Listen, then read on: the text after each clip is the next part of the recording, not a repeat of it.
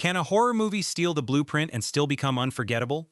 Hollywood has always had copycats, but some of the boldest rip-offs did more than imitate. They twisted the original fear into something stranger, cheaper, and sometimes more entertaining. From shark knockoffs to space monsters and haunted house clones, these films walked dangerously close to theft. But one of them became more legendary than the movie it chased. Number 20, Steel Trap, 2007. Some horror films whisper their inspiration, but Steel Trap locks it in a room and dares you to pretend you do not recognize it. This is the kind of low-budget thriller that clearly walked in the shadow of Saw and Cube, borrowing the familiar setup of strangers trapped in a deadly game, where every choice feels designed to expose something rotten underneath. 7 guests are lured to an abandoned floor of an office building after a party, only to discover that the night has turned into a cruel puzzle with a hidden hand pulling the strings. On paper, it sounds like another copycat cashing in on the torture trap craze, but that is exactly what makes it strangely watchable. It knows the audience has seen this kind of nightmare before, so it leans into suspicion, panic, and guessing games. The real hook is not whether the idea is original, the hook is whether you can figure out who is behind it before the movie slams the door in your face. Number 19. Would You Rather? 2012. A rich man, a dinner table, and one impossible question can turn desperation into a nightmare faster than any masked killer. Would You Rather is not shy about its Saw-like DNA. It takes the deadly choice formula, removes the industrial traps, and places the horror inside a polished dining room where manners become more disturbing than screams. Brittany Snow plays a desperate young woman who accepts an invitation from a wealthy host, believing the night might solve her family's financial crisis. But the game is not about fun, luck, or courage. It is about what people will do when hope is dangled in front of them like bait. Jeffrey Combs gives the film its sharpest weapon, playing the host with the calm cruelty of someone who treats suffering like entertainment. That is why the movie works despite feeling familiar. It understands that the scariest trap is not always metal, chains, or locked doors. Sometimes it is a polite smile from someone who owns the room. Number 18. The Tunnel, 2011. The scariest thing about darkness is not what it hides, but how quickly it convinces you that no one is coming. The Tunnel borrows heavily from the found-footage panic of the Blair Witch Project and the underground dread of The Descent, but it earns its place by turning abandoned train tunnels into a breathing maze of fear. A journalist and her crew enter the hidden spaces beneath Sydney, chasing a story about a government cover-up, and almost immediately the investigation starts feeling less like reporting and more like trespassing inside something that should have stayed buried. What makes the film effective is restraint. It does not throw its threat at the camera every few seconds. Instead, it lets echoes, dead ends, fading lights, and nervous breathing do most of the damage. That low-budget limitation becomes the movie's greatest weapon. You start listening harder, watching corners longer, and imagining something worse than the film ever fully shows. It may follow a familiar path, but the tunnel feels dangerously real. Number 17. Grave Encounters, 2011. A fake ghost hunting show entering a real haunted asylum sounds like a joke, until the building starts rewriting the rules. Grave Encounters is clearly built from the same found-footage machinery that made Paranormal Activity explode, and from the television obsession with ghost hunting crews wandering through dark hallways with night vision cameras. But instead of hiding from its gimmick, the movie embraces it with a nasty little grin. The crew arrives confident, theatrical, and ready to manufacture fear for an episode. Then the asylum refuses to let them leave. Doors shift, time breaks down, corridors stretch into impossible spaces, and suddenly the fakest people in the room are trapped inside something terrifyingly real. That is why this copycat setup works.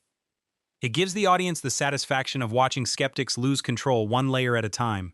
The scares are loud, the premise is simple, and the atmosphere is aggressively spooky. But for horror fans who enjoy haunted location chaos, Grave Encounters delivers exactly the kind of fun it promises. Number 16. The Woods, 2006. A lonely school in the forest is already suspicious, but when every teacher looks like she knows your fate, the walls start closing in. The Woods carries a strong Suspiria shadow, a troubled young woman, an isolated academy, strange authority figures, and a sense that the school itself is hiding something ancient and hungry. Yet Lucky McKee's film does not feel like a lazy imitation. It softens the wild color and operatic madness of its inspiration and replaces it with chilly New England unease. Agnes Bruckner plays Heather, a rebellious student sent away by parents who do not know what they are really handing her over to. Once inside the school, Every whisper, punishment, and wooded path feels slightly wrong. Patricia Clarkson adds a cold elegance that makes the danger feel quiet instead of theatrical. The movie works because it understands that school can be horror when every adult is withholding the truth. It may echo a classic, but its mood is lonely, bitter, and strangely haunting. Number 15. The Reef, 2010. The shark movie should have died under the weight of its own imitators, and then The Reef came along and made open water frightening again. This film carries the obvious bite marks of Jaws and open water, stranded survivors, endless ocean, and a predator moving somewhere beneath the surface. But The Reef is worth watching because it strips away the cartoon excess that ruined so many shark knockoffs. A capsized boat leaves a small group facing a brutal decision: stay with the wreck or swim across a stretch of water where a great white may be hunting. That simple choice gives the movie its tension. There is no need for a giant monster roaring at the camera or impossible action scenes. The fear comes from distance, silence, exhaustion, and the awful knowledge that the water offers no hiding place. The shark appears carefully, often just enough to remind you how powerless the characters are. It may use an old formula, but it uses it with discipline. Number 14. Slashers, 2001. Before reality TV became a cultural obsession, slashers imagined the ugliest version of it: a game show where survival is the prize. The movie plays like a wild collision between The Running Man, Japanese television satire, and old-school slasher mayhem. Contestants enter a flashy televised arena hoping to win money, but instead of answering questions or performing stunts, they have to survive against costumed killers designed like horror mascots from a bargain bin nightmare. It is cheap, loud, uneven, and exactly the kind of cult object that should not work as well as it does. What makes slashers interesting is the idea underneath the chaos. The film asks why audiences are entertained by danger as long as it is packaged brightly enough. That gives the movie more bite than its budget suggests. The killers are exaggerated, the setup is ridiculous, and the whole thing feels like a bootleg broadcast from a more violent future. But beneath the madness is a clever little warning: entertainment can become cruelty if people keep watching. Number 13. Creature, 1985. Some rip-offs tried to hide the source. Creature practically opens the airlock and lets the comparison float in. A crew lands on a distant moon, discovers something deadly, and soon finds itself stalked by an extraterrestrial threat in dark corridors and shadowy rooms. Yes, the blueprint is familiar, but Creature has enough low-budget 80s grit to make it a strangely enjoyable ride. It does not have the elegance, mystery, or production power of the film it follows, but it compensates with gloomy atmosphere, pulpy danger, and the kind of rubbery space horror energy that genre fans often love. Klaus Kinski adds another layer of oddness, bringing that unpredictable presence that can make even a derivative movie feel dangerous. The real appeal is not originality. It is watching a smaller film chase a giant and somehow survive through mood, weirdness, and commitment. Creature is not the crown jewel of science fiction horror, but as a cult-style copycat, it has the rough charm of a film that knows exactly what shelf it belongs on. Number 12. Contamination, 1980. Italy did not just copy Alien, it cracked the egg open and let the whole thing explode into pure midnight movie madness. Contamination takes the space terror formula and mutates it into something stranger, messier, and far more outrageous. Instead of the sleek, slow dread of a creature hiding in a spaceship, this film throws mysterious alien eggs into a conspiracy involving body horror, government panic, and a threat that feels both ridiculous and strangely hypnotic. Luigi Cozzi clearly knew the audience would recognize the influence, but he does not simply repeat it scene for scene. He pushes the material into Italian genre territory, where logic matters less than atmosphere, shock, and momentum. The Goblin score gives the movie a pulsing, eerie personality, turning even its strangest moments into something memorable. Contamination is not polished, and that is part of the appeal. It feels like a bootleg nightmare assembled from borrowed parts, but the final result has its own bizarre heartbeat. As rip-off horror, it is shameless in the best way. Number 11. Galaxy of Terror, 1981. This is what happens when Alien's haunted house in space formula gets dragged into a nightmare machine and rebuilt with pure Roger Corman nerve. Galaxy of Terror sends a crew to a hostile planet where fear itself becomes the enemy, and while the influence is obvious, the movie becomes weirder than a standard space monster copy. It has dark corridors, doomed explorers, alien environments, and the sense that something terrible is waiting beyond every corner. But instead of simply copying the creature-stalking formula, the film twists the danger into psychological horror, where each character's deepest fear can become real. That idea gives it a strange power, even when the budget shows. The production also carries major cult fascination because a young James Cameron worked behind the scenes, and the visual ambition often feels bigger than the resources available. The result is grimy, surreal, and uncomfortable in a way many cleaner studio films are not. Galaxy of Terror may have started in another movie's shadow, but it crawled out with its own disturbing identity. Number 10. Beyond the Door, 1974. Possession horror became Hollywood's most dangerous gold rush, and Beyond the Door was one of the boldest films to chase that fear. The setup is impossible to ignore.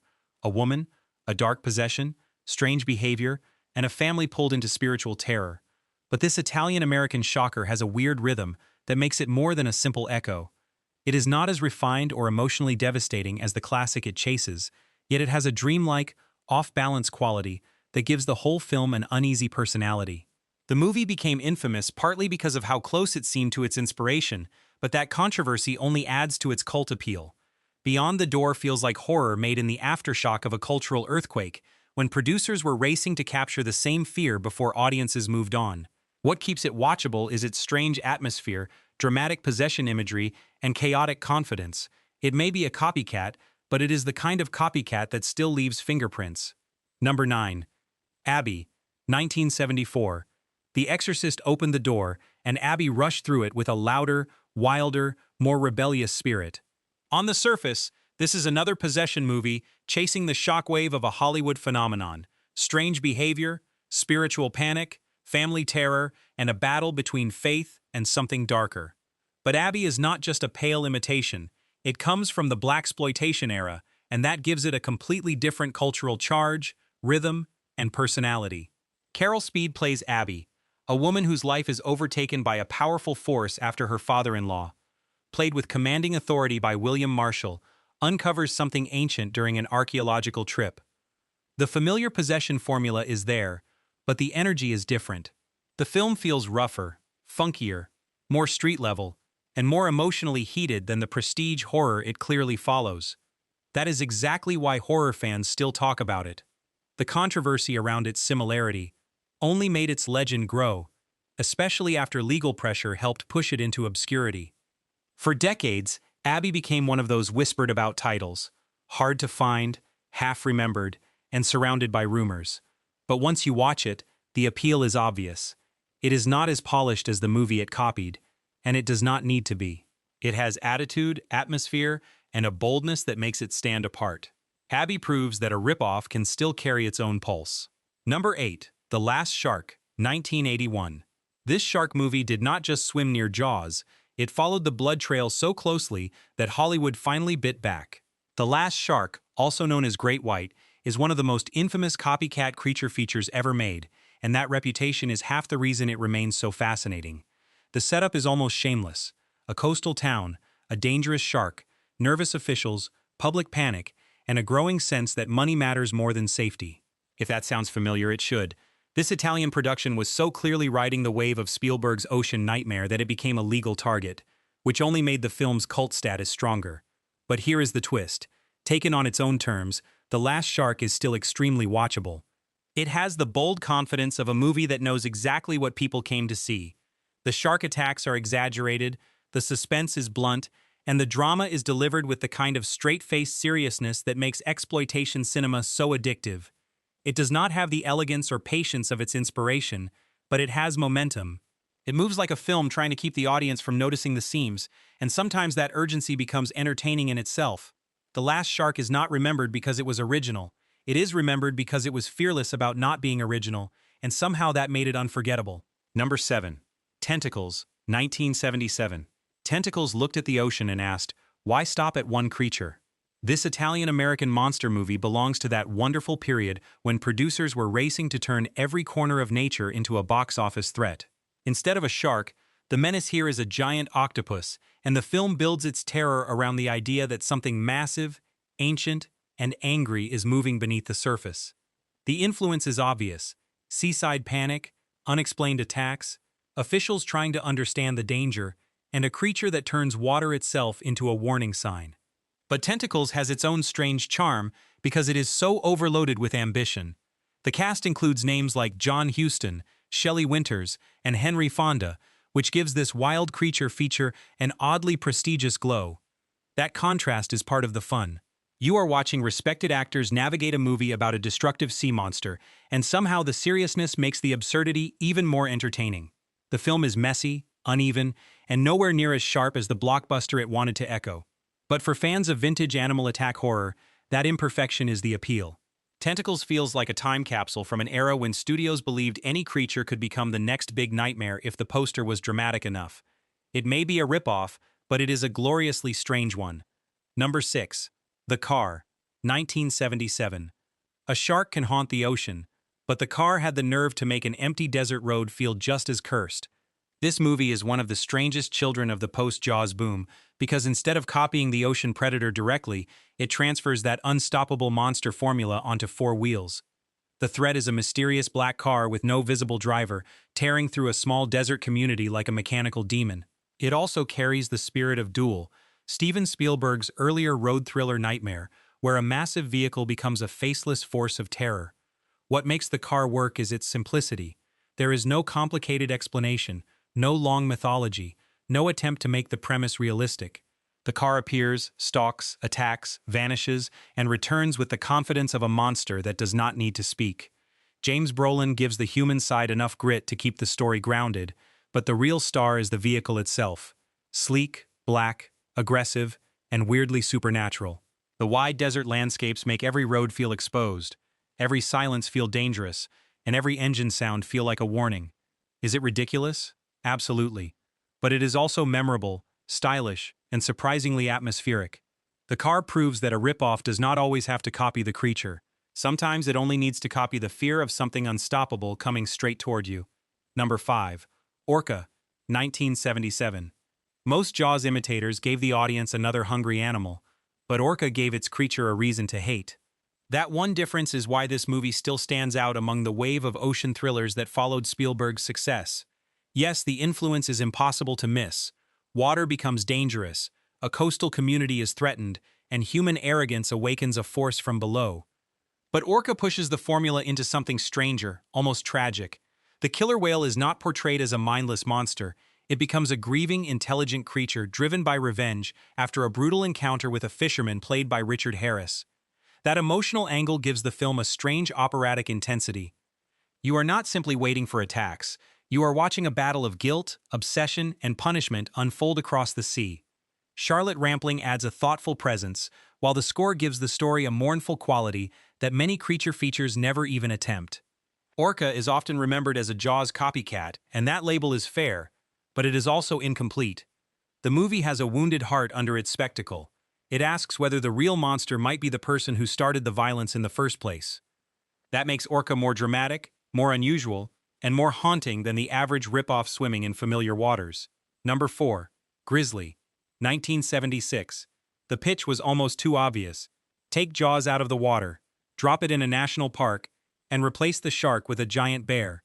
That is Grizzly in one sentence, and yet the movie works because it understands the primal appeal of its own simplicity. A massive bear begins attacking visitors, officials worry about closing the park, and a small group must confront a creature that seems almost impossible to stop.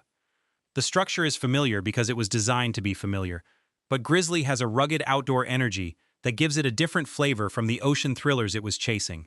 The forests feel open yet strangely claustrophobic, because danger can come from any tree line, any shadow, any sudden movement in the brush. Christopher George brings a steady, serious presence that keeps the story from collapsing into pure camp, while the bear attacks give the film its drive-in shock value. The movie became one of the most successful independent horror releases of its era, proving that audiences were hungry for more natural world nightmares after Jaws. Is it subtle? Not at all. Is it original? Barely. But Grizzly delivers the exact thrill promised by its concept.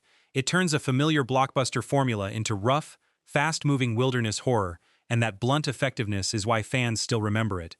Number 3. Alligator, 1980. Some rip-offs sink because they only copy the monster, but Alligator survives because it adds a joke, a city, and a nasty little urban legend. Instead of another beach town or distant wilderness, this film drags the Jaws formula into the sewer system and lets the nightmare grow beneath everyday life. The story begins with a baby alligator flushed away, only for toxic waste and time to transform it into a massive predator lurking under the city. That setup is ridiculous in the best possible way, because it taps into a fear people already half believed. What if the stories about creatures in the sewers were true?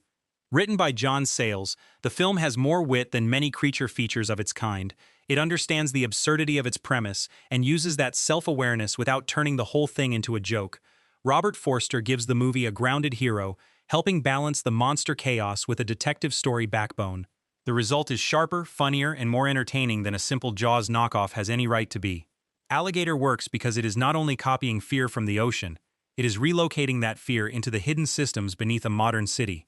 Every drain, tunnel, and dark wet corner suddenly feels suspicious. That is why this ripoff became a cult favorite instead of disposable imitation. Number 2. Friday the 13th, 1980. The movie that started as a shadow of Halloween ended up creating one of horror's loudest, longest-lasting legends. Friday the 13th did not invent the slasher formula. It followed the trail left by John Carpenter's masterpiece, Young People in Danger, a mysterious killer, suspense built around isolation, and a final stretch designed to leave audiences breathless. But where Halloween was elegant, restrained, and almost ghostly, Friday the 13th went for something rougher and more aggressive. It moved the terror to a summer camp, filled the woods with doomed counselors, and built its scares around sudden shocks, campfire fear, and a whodunit structure that kept viewers guessing. The film's biggest trick is that it turned imitation into identity. Its setting became iconic. Its twist became horror history, and the franchise that followed eventually created Jason Voorhees, one of the most recognizable figures the genre has ever produced. That is the strange power of copycat cinema. Sometimes the imitation becomes a new monster. Critics may have dismissed it, and its origins may be obvious, but audiences connected with its raw, simple fear. Friday the 13th understood that horror fans wanted danger that felt immediate, physical, and repeatable. It copied a door someone else opened, then built an entire bloody cabin behind it. Number 1. Nosferatu, 1922. The greatest horror ripoff ever made was supposed to disappear forever, and that is exactly why its survival feels like a curse. Nosferatu was an unauthorized reworking of Dracula, changing names and details, but leaving the bones of Bram Stoker's story unmistakably visible. Count Dracula became Count Orlok. The vampire myth was reshaped through German expressionist shadows, and what might have been a simple literary copy transformed into one of cinema's most haunting images. The legal trouble became legendary. Stoker's widow fought the production, and a court ordered the film destroyed. But like any proper vampire, Nosferatu refused to stay dead. Prints survived, circulated, and eventually helped define the visual language of screen horror. What makes the film so powerful is that it does not merely borrow from Dracula, it creates a completely different nightmare. Max Schreck's Orlok is not seductive or aristocratic. He is skeletal, rat-like, diseased, and almost inhuman, a walking plague shadow creeping across walls and doorways. The film turns fear into shape, light, and movement. Even today, its images feel ancient and dangerous, as if they were discovered rather than created. Nosferatu earns the top spot because it proves the ultimate paradox of rip-off horror. Sometimes the stolen version becomes immortal, while the controversy only deepens the legend. So were these movies lazy copies, secret cult gems, or proof that horror can steal an idea and still create something unforgettable? That is what makes rip-off horror so addictive. Some films vanished as cheap imitations, but others crawled out of the shadow and built their own legend. And sometimes, the copy becomes the nightmare people remember most.